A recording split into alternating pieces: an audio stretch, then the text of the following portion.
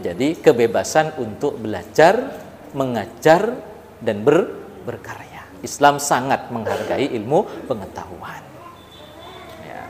Bahkan ada pepatah mengatakan, utlubil ilma walau bisin.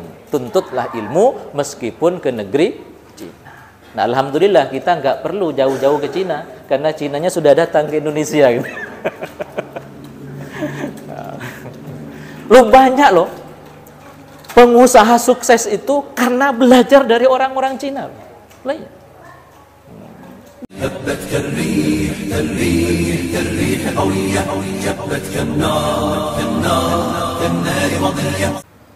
Bismillahirrahmanirrahim. Assalamualaikum warahmatullahi wabarakatuh.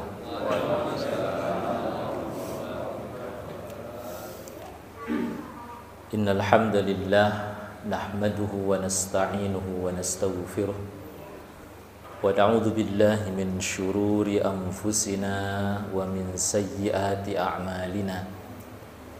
Man yahdihillahu fala mudilla lahu wa man yudlil fala hadiyalah. Asyhadu an la ilaha illallah wahdahu la syarika lah wa asyhadu anna Muhammadan abduhu wa rasuluh. Allahumma salli ala sayyidina Muhammad wa ala alihi wa ashabihi wat tabi'in wa man tabi'ahum bi ihsanin ila yaumiddin. Amma ba'du, fa ya ibadallah, usikum wa iyaya nafsi bitaqwallah faqad fazal muttaqun. Qala Allah Ta'ala fil Qur'anil Karim, ya ayyuhalladzina amanu taqullaha haqqa tuqatih wa la tamutunna illa wa antum muslimun. Yang sama-sama kita muliakan segenap pengurus Ta'mir Masjid Al-Hikmah beserta para imam, Bapak Ibu hadirin jamaah sekalian, yang mudah-mudahan kita semua senantiasa dijaga, diberkahi, dan dilindungi Allah Subhanahu wa Ta'ala. Amin. Bersyukur kita pada sore hari ini atau malam hari ini yang kembali diberikan nikmat sehat oleh Allah, kembali diberikan nikmat sempat, nikmat semangat untuk memenuhi panggilan Allah, melaksanakan sholat maghrib berjamaah di masjid yang sama-sama kita cintai ini. Kemudian kita lanjutkan dengan ta'lim rutin pekanan kita. Mudah-mudahan setiap amalan kita, termasuk ayunan langkah kaki kita menuju ke rumah Allah ini, dicatat sebagai amal ibadah, amal soleh yang diterima oleh Allah Subhanahu wa Ta'ala. Amin. Salawat dan salam marilah kita sanjungkan kepada teladan kita, panutan kita, Nabi Agung Muhammad sallallahu alaihi wasallam, keluarga, para sahabat, dan segenap umat beliau yang istiqamah di atas sunnah-sunnahnya. Mudah-mudahan ngaji kita ini menjadi wasilah Allah senantiasa memberikan kita keistiqomahan di dalam beribadah, khususnya mengamalkan apa-apa yang telah kita pelajari. Bapak Ibu hadirin yang dimuliakan Allah, tema yang akan kita diskusikan dalam setengah jam kurang lebih ke depan ini sampai masuk waktu Isya adalah tema tahunan kita ya, tentang kemerdekaan. Setiap tanggal 17 Agustus kita memperingati atau merayakan hari ulang tahun kemerdekaan. Berbagai macam cara kita merayakannya. Ada yang melaksanakan apa, Ustaz? Ya. Upacara bendera, lomba-lomba, dan seterusnya. Ya. Meskipun nanti ada kajian khusus tentang apakah semua lomba-lomba yang biasa kita lakukan itu sesuai dengan syariat Islam atau tidak, termasuk lomba panjat pinang. Ya. Yang betul katanya dipanjat dulu apa dipinang dulu?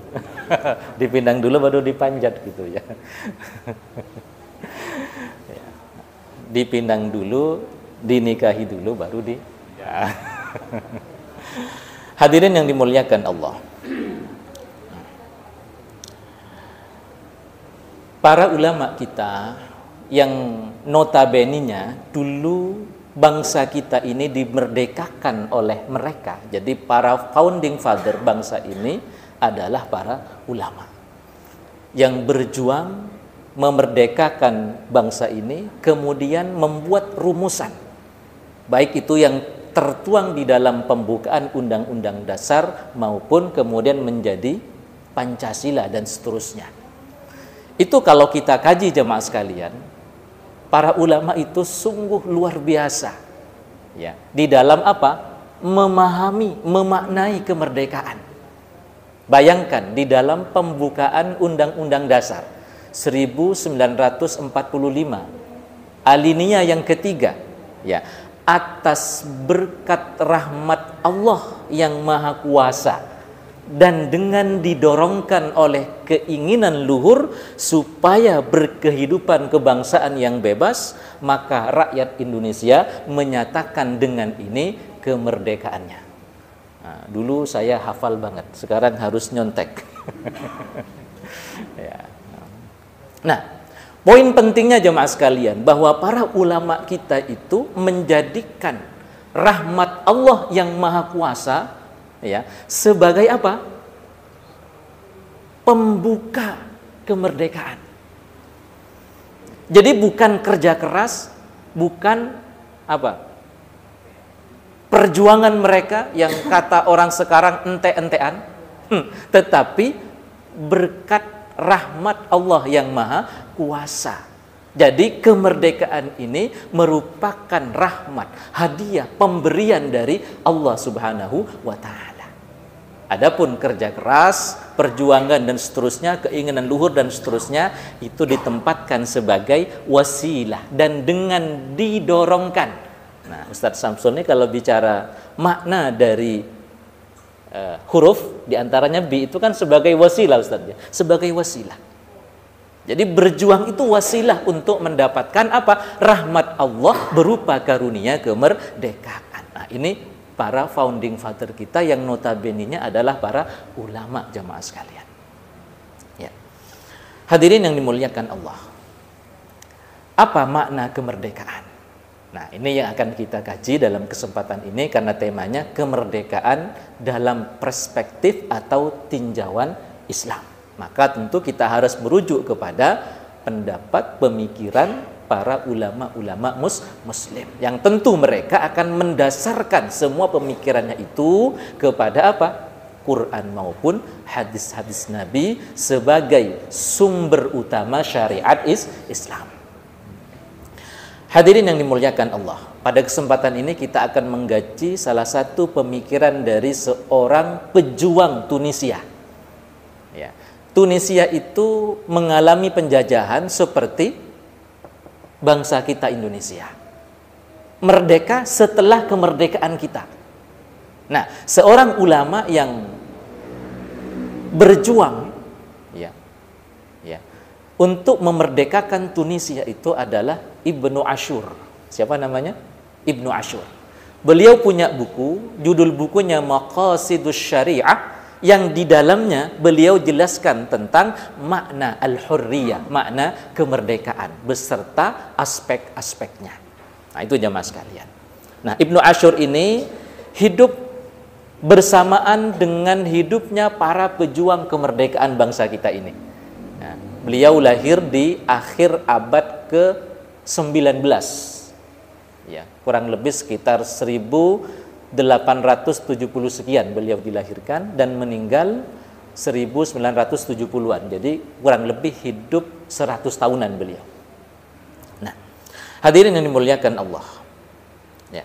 Apa makna al-istiqlal atau al-hurriyah? Beliau menjelaskan ada dua makna penting jemaah sekalian terkait dengan al-hurriyah atau kemerdekaan itu. Yang pertama kata beliau adalah diddul ubudiyah. lawan dari perbudakan. Nah, jadi ketika ada suatu bangsa diperbudak oleh bangsa lain, berarti dia belum merdeka. Termasuk jemaah sekalian, kita diperbudak oleh hawa nafsu kita, berarti kita juga masih belum merdeka. Apalagi diperbudak dengan orang lain. Nah, silakan nanti indikator yang akan kita jelaskan bisa menjadi bahan introspeksi apakah kita sudah benar-benar merdeka atau hanya merdeka-merdekaan gitu ya. Nah, itu yang pertama. Jadi diddul ubudiyah, lawan dari perbudakan. Kemudian yang kedua, arti daripada al-hurriyah atau kemerdekaan itu adalah tamakkunus syakhsi minat tasarruf fi nafsihi wa syu'unihi kama yasha' duna mu'arid. Ya.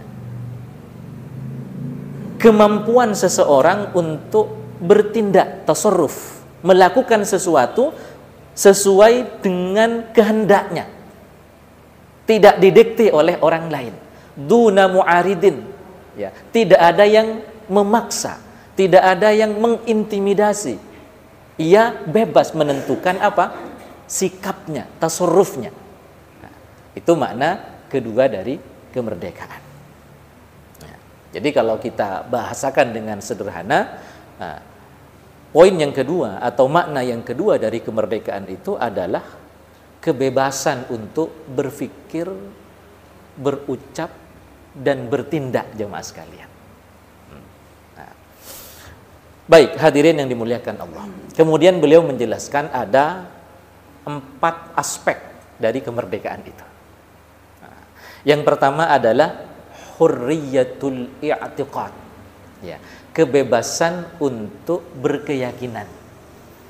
Artinya orang merdeka itu orang yang bertuhan, punya keyakinan. Nah, cuma jemaah sekalian, ketika nanti kita analisis lagi apakah semua orang yang beragama itu merdeka, nah, mari kita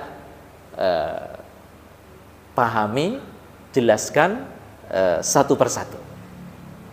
Hadirin yang dimuliakan Allah, puncak daripada kemerdekaan dalam aspek hurriyatul i'tiqad ini adalah mengesahkan Tuhan, yang dalam bahasa Arabnya adalah tauhidul ilah, ya, tauhidullah wa adamus syirki, ya, mentauhidkan Allah dan tidak melakukan kesyirikan. Ini puncak daripada kemerdekaan.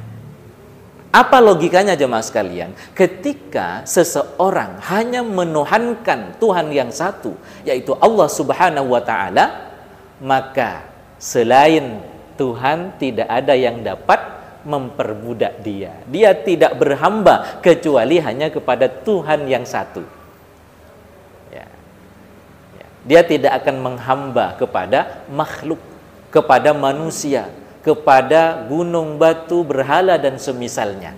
Nah, itu kalau mampu mencapai pengesaan Tuhan, tauhidullah subhanahu wa ta'ala. Oleh karenanya kemudian, nah, sila pertama dalam Pancasila itu apa? Ketuhanan. Nah, kalau di Piagam Jakarta itu apa? Nah, dengan apa? Kebebasan menjalankan syariat Islam bagi pemeluknya. Karena para ulama kita paham betul, ya, paham betul bahwa mentauhidkan Allah itu adalah puncak kemerdekaan. Sehingga kemudian apa? Tertuang di dalam Pancasila. Para ulama kita, para founding father bangsa kita itu paham betul sejarah Islam dulu. Ketika Nabi diutus menjadi Rasul, berdakwah, itu dalam rangka apa? Membebaskan umat manusia dari penghambaan kepada selain Allah Subhanahu wa Ta'ala. Mengajak apa? La ilaha illallah Muhammadur Rasulullah. Kesaksian untuk, ya, menyatakan La ilaha illallah, tidak ada Tuhan yang patut disembah kecuali Allah, dan Nabi Muhammad sallallahu alaihi wasallam adalah utusan Allah. Karena Nabi yang membawa wahyu itu, maka juga harus ada kesaksian, ya, percaya, yakin bahwa Nabi Muhammad adalah utusan yang membawa risalah tauhid. Itu jamaah sekalian. Hadirin yang dimuliakan Allah. Makanya di dalam surat Luqman, nasihat pertama, ya, Luqman kepada anaknya apa? Ya bunayya la tusyrik billah, wahai anakku, jangan menyekutukan Allah Subhanahu wa taala. Nah, mentauhidkan Allah, tidak melakukan kesyirikan kepada Allah. Nah, selain ini memiliki makna yang paling tinggi dari aspek kemerdekaan tadi. Nah, ini juga yang akan menyelamatkan manusia dunia akhirat. Dia tidak akan menghamba kepada makhluk di dunia. Sehingga apa? Ia bebas, ia bisa berkarya, ia bisa menentukan nasibnya. Nah, di akhirat tentu ini menjadi apa? Kunci pembuka pintu surga. Sebagaimana hadis riwayat Imam Al-Bukhari dan Muslim, suatu ketika Mu'ad bin Jabal pernah bertanya kepada Nabi Mu'ad bin Jabal, ya Mu'ad, atadri ma haqqullah 'alal ibad, tahukah kamu apa haknya Allah atas hamba-hambanya? Mu'ad menjawab, Allah wa rasuluhu a'lam, Allah dan Rasulnya tentu lebih tahu. Maka Nabi kemudian menjelaskan, ayya'buduhu wa la yusyriku bihi syai'a. Kewajiban hamba itu menyembah hanya kepada Allah dan tidak menyekutukan Allah dengan apapun juga. Kemudian Nabi bertanya lagi kepada Mu'ad bin Jabal, ya Mu'ad, atadri ma haqqul ibad 'ala Allah, tahukah kamu apa haknya hamba setelah melaksanakan kewajibannya kepada Allah Subhanahu wa taala? Lagi-lagi Mu'ad menjawab apa? Allah wa rasuluhu a'lam, Allah dan Rasulnya lebih tahu. Maka Nabi kemudian menjelaskan, alla yu'adzab man la yusyrik bihi syai'a. Ya, orang yang tidak menyekutukan Allah, ya, mereka hanya bertauhid, menyembah hanya kepada Allah, maka alla yu'adzab, tidak akan diazab oleh Allah Subhanahu wa taala. Ini jemaah sekalian, aspek terpenting, aspek pertama dari kemerdekaan, yaitu kebebasan untuk berkeyakinan. Dan maksud daripada kebebasan berkeyakinan ini adalah apa? Mentauhidkan Allah Subhanahu wa taala dan tidak melakukan kesyirikan. Nah, maka ketika seseorang sudah mentauhidkan Allah, tidak melakukan kesyirikan, maka ia sudah memiliki aspek pertama dari kemerdekaan itu, yaitu aspek tertinggi. Ya, karena ia tidak apa? Diperbudak oleh hamba manapun, oleh makhluk manapun. Ia hanya menghamba kepada Allah Subhanahu wa taala. Ya. Makanya sila pertama apa? Ketuhanan yang Maha Esa. Nah, jadi meskipun kata-kata kebebasan menjalankan syariat kemudian dirubah, tapi gantinya juga apa? Setara, jemaah sekalian. Setara. Jadi dalam Pancasila yang diakui hanya Tuhan yang Esa. Maka warga negara Indonesia yang tidak bertuhan, ia tidak mengamalkan Pancasila. Ya, bahasa kasarnya tidak berhak untuk tinggal di Indonesia. Dan Tuhan yang dimaksud adalah Tuhan yang Esa, begitu ya. Ya. Hadirin yang dimuliakan Allah. Kemudian aspek yang kedua dari kemerdekaan itu adalah hurriyatul ilmi wat ta'lim wat ta'lif. Kebebasan untuk belajar, mengajar dan berkarya, taklif.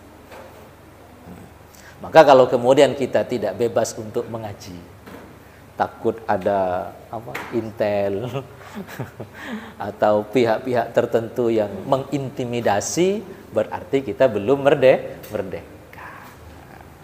Karena menurut Ibnu Ashur, aspek penting yang kedua dari kemerdekaan itu adalah kebebasan untuk belajar, mengajar dan berkarya. Sehingga kurikulum 2013 diganti dengan kurikulum apa? Ini sudah sesuai namanya jemaah sekalian, tinggal isinya gitu. Iya, namanya sudah sesuai ini. Sudah islami lah begitu ya. Kurikulum yang memerdekakan, merdeka belajar. Tapi jangan disalah artikan. Soalnya saya setahun yang lalu itu pernah ngisi pengajian di bulan Ramadan. Pemerintah belum menentukan hari libur karena itu bukan pesantren begitu ya. Bukan pesantren di metro ini begitu ya. Saya datang, mana siswanya? Sudah kami liburkan Pak Ustadz. Jadi ini ya pengajian untuk guru-guru. Nah, sekarang kan belum saatnya libur. Betul Pak Ustadz, tapi kan kurikulumnya kurikulum merdeka. Jadi suka-suka kami untuk menentukan hari libur. Ini nggak benar juga.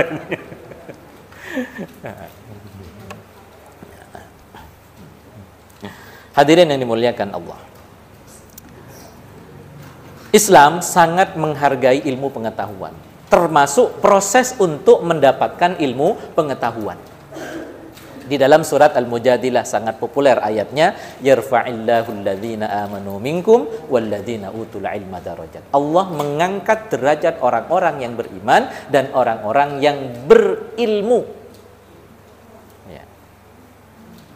Kata Ibnu Abbas, orang yang beriman dan berilmu itu derajatnya 700 derajat lebih tinggi daripada orang yang hanya beriman.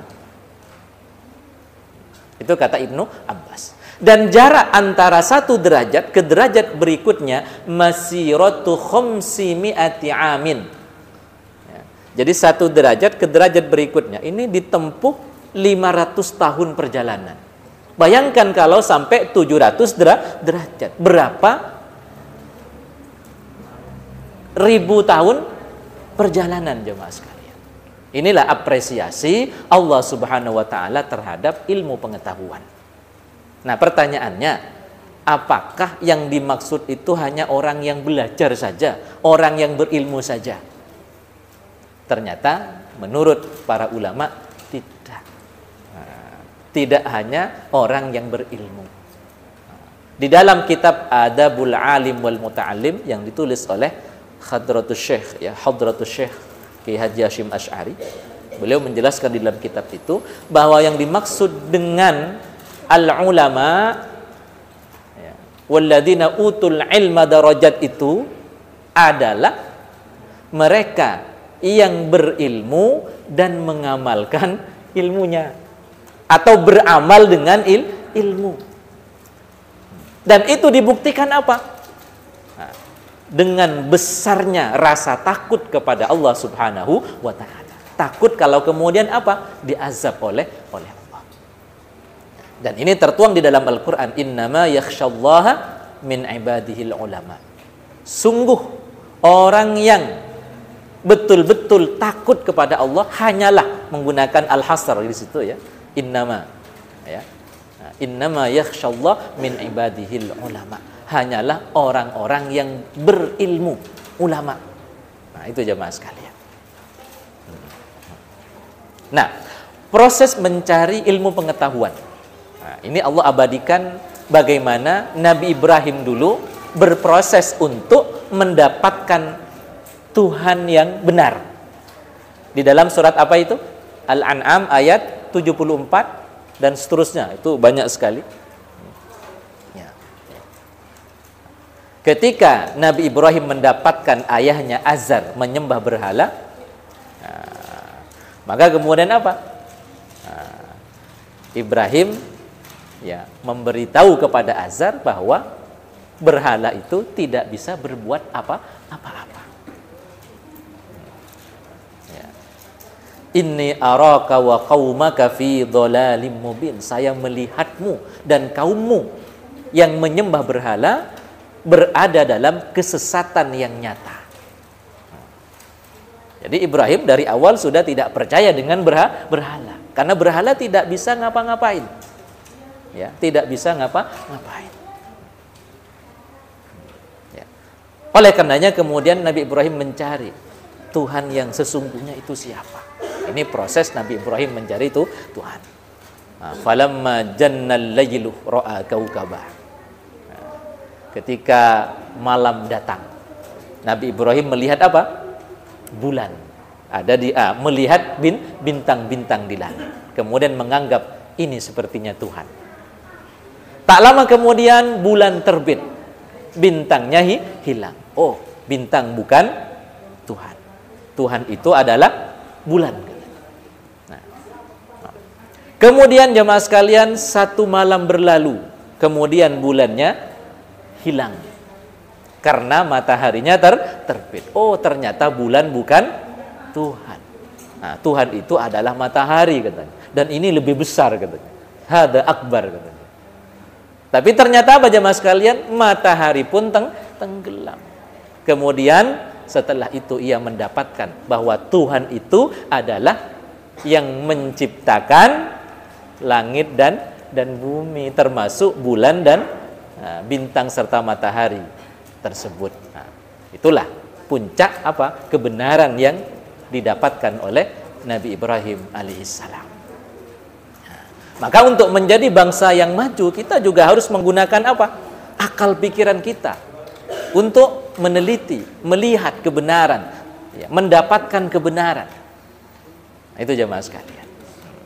Seperti bangsa Jepang misalnya itu menjadi bangsa yang maju, itu kan berproses mencari Tuhan. Meskipun baru sampai matahari, itu sudah maju kan gitu. Nah, dan sekarang konon sudah banyak yang mu'allaf, akan lebih maju lagi kan begitu. Nah, makanya sekali lagi Islam sangat menghargai apa? Ilmu pengetahuan. Di mana ilmu pengetahuan itu didapat dari iqra, dari membaca, dari meriset, baik membaca kitab suci, Quran maupun hadis Nabi, membaca fenomena, membaca fakta-fakta dan seterusnya. Dari situlah kemudian kita mendapatkan ilmu pengetahuan, mendapatkan kebenaran.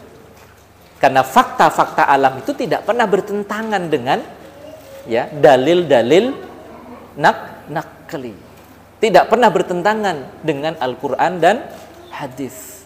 Ustadz, itu yang benar bumi itu bulat atau datar? Ini dari dulu sampai sekarang kok nggak selesai dibahas gitu ya. Yang betul gimana aja mas kalian? Bumi itu bulat atau datar? Bumi itu bulat terasa datar karena lebar luas. Tidak pernah ada di dalam Al-Quran itu bumi itu lempeng tuh nggak ada gitu ya. Nah. Ya. Dan datar itu tidak harus lempeng. Gitu ya. Nah. Hadirin yang dimuliakan dan dirahmati Allah Subhanahu wa taala.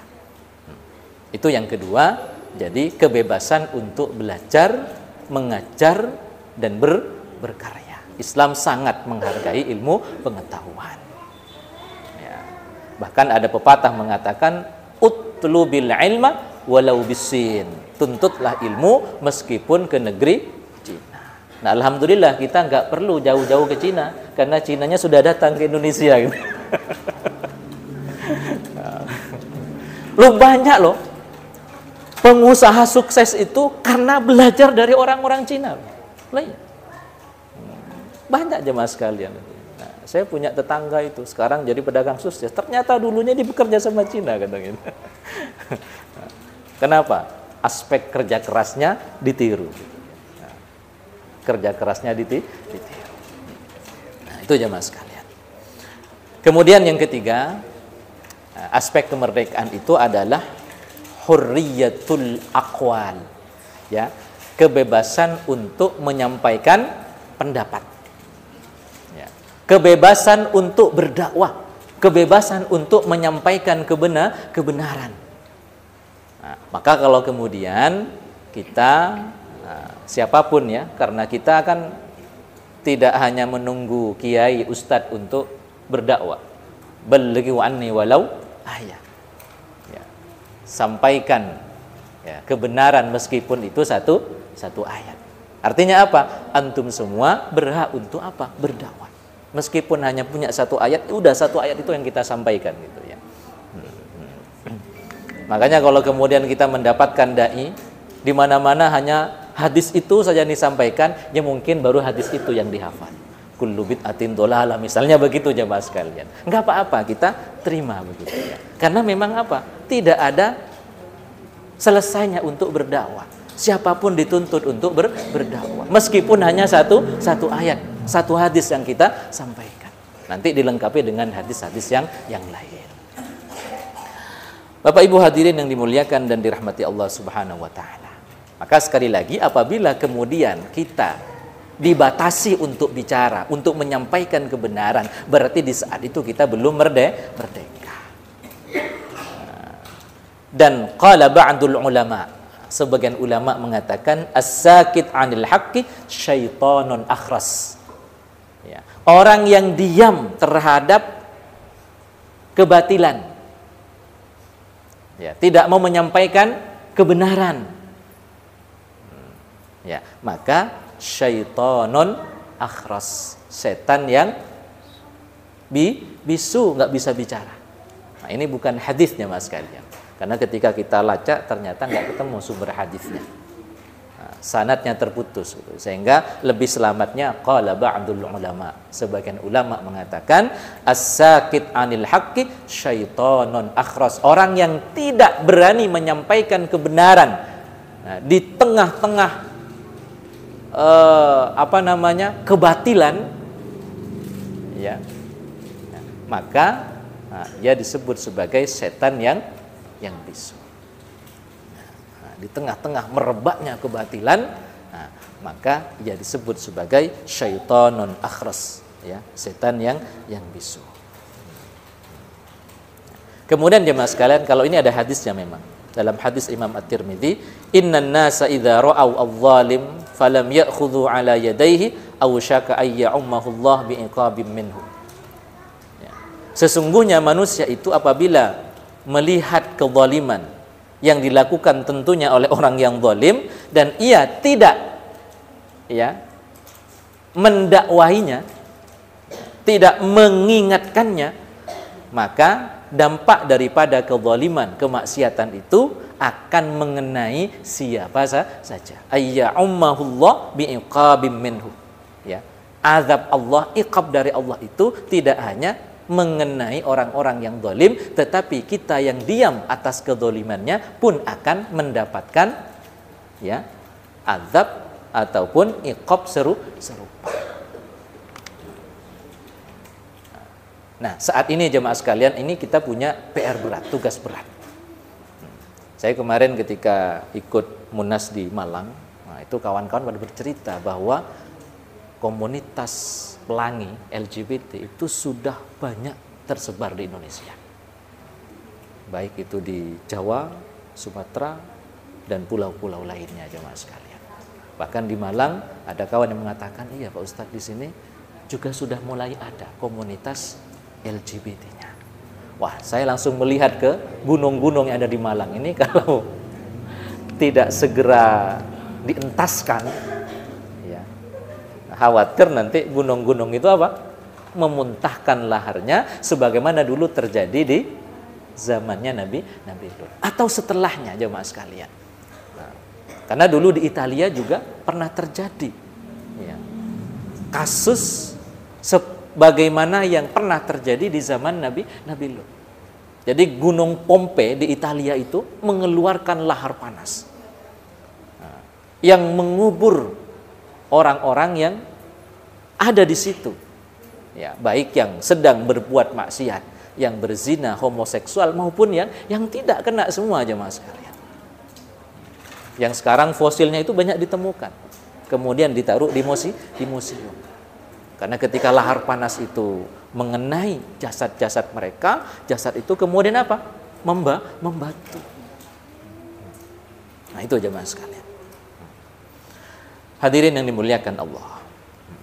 Oleh karenanya di dalam surat Fussilat Allah mengingatkan kepada kita, wa man ahsanu qawlan mimman da'a ilallah wa 'amila shalihan wa qala innani minal muslimin. Siapa yang paling baik perkataannya melebihi orang yang mengajak pada kebenaran, kembali kepada Allah Subhanahu wa taala. Jadi kita berdakwah, menyampaikan kebenaran, nah, ini diapresiasi oleh Allah sebagai apa? Ahsanu qaula, perkataan yang paling yang paling baik. Kata Imam As-Sa'di, bita'limil jahilin, dengan kita mengajarkan ilmu kepada orang-orang yang belum berilmu pengetahuan alias jahil. Memberikan nasihat kepada orang-orang yang ghafilin, orang-orang yang lalai, tahu tapi tidak mau melaksanakan, kita ingatkan kembali. Wal mu'ridin, orang-orang yang menentang dari kebenaran, ya, menentang terhadap kebenaran. Nah, kita ingatkan. Ini kata Imam As-Sa'di. Itu yang disebut dengan ahsanu qaulan. Jadi mengajari orang-orang yang belum berilmu, belum paham, belum tahu. Mengingatkan orang-orang yang sudah tahu tapi tak mau melaksanakan. Nah, itu jamaah sekalian. Bahkan wa mujadalatul mubtilin, ya, bermujadalah, mendebat orang-orang yang sengaja menyebarkan kebatilan. Hadirin yang dimuliakan dan dirahmati Allah Subhanahu wa taala. Kemudian yang terakhir, aspek daripada kemerdekaan itu adalah hurriyatul a'mal, kebebasan untuk beramal, untuk bekerja.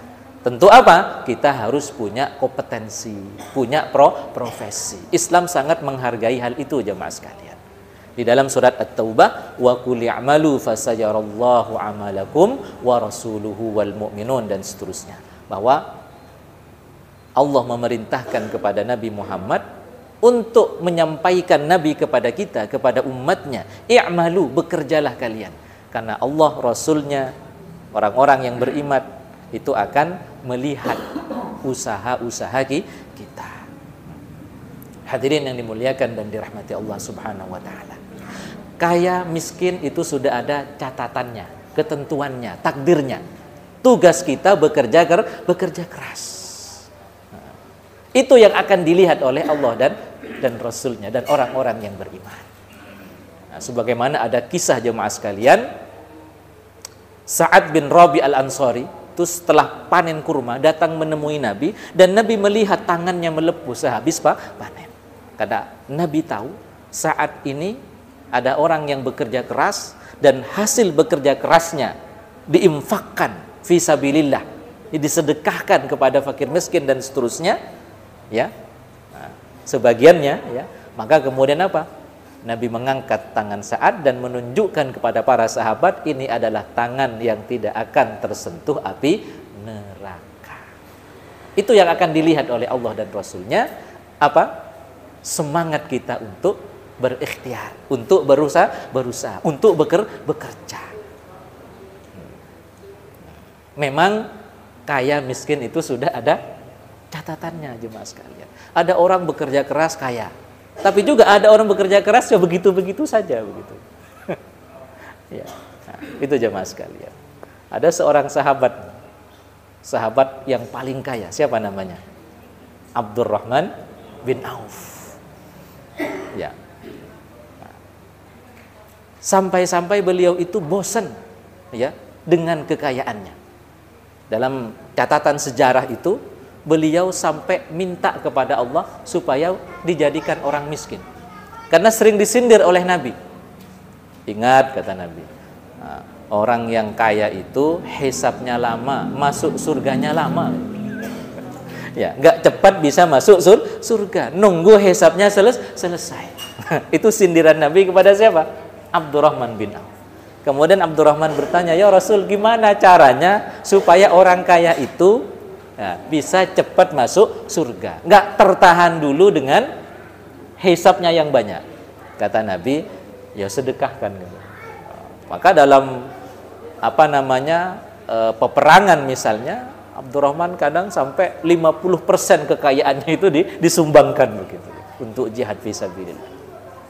Nah, pernah satu ketika ada kisah jamaah sekalian, ya, Abdurrahman bin Auf minta miskin kepada Allah.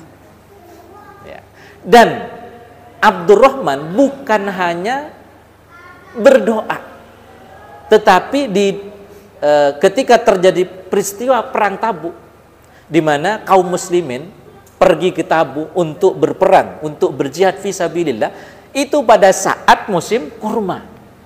Sehingga setelah selesai perang sampai di Madinah, kurma-kurma itu sudah pada membusuk jemaah sekalian.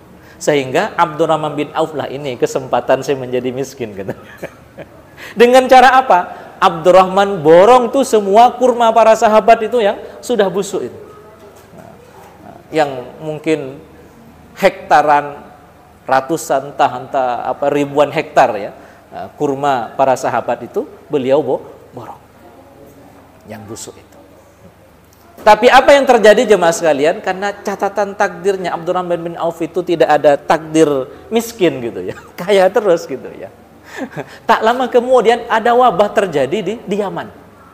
Yang setelah diteliti ya, obatnya adalah kurma yang busuk. Maka datanglah utusan dari Yaman ke Madinah untuk mencari kurma yang busuk. Yang saat itu sudah menjadi miliknya siapa? Abdurrahman bin Auf. Karena hanya itu kurma yang busuk, maka dibeli 10 kali lipat dari kurma normal jemaah sekalian. Nggak jadi miskin gitu ya. Jadi sekali lagi, ya, kewajiban kita adalah berikhtiar, berusaha. Kaya miskin sudah ada catatannya jemaah sekalian. Itulah yang keempat. Nah, jadi hurriyatul a'mal, aspek kemerdekaan yang keempat itu kita punya kemerdekaan untuk bekerja. Maka kalau kemudian kita ngurus izin kerja sulit, bahkan dipersulit dan seterusnya, ini artinya kita belum merdeka gitu ya. Tapi enggak kan? Enggak salah gitu. Enggak, insya Allah mudah kok ngurus izin kerja itu. Sekarang malah ditawar-tawarkan kan gitu ya. Ya. Saya kira demikian jemaah sekalian 4 aspek kemerdekaan menurut siapa tadi? Ibnu Ashur. Ya, seorang ulama, seorang pejuang yang ikut memerdekakan negaranya Tunisia. Demikian kajian kita pada kesempatan ini, kurang lebihnya mohon maaf. Aqulu qawli hadza wa astaghfirullah li wa lakum. Assalamu alaikum warahmatullahi wabarakatuh. هبت كالريح كالريح كالريح قوية جبت كالنار كالنار كالنار وضية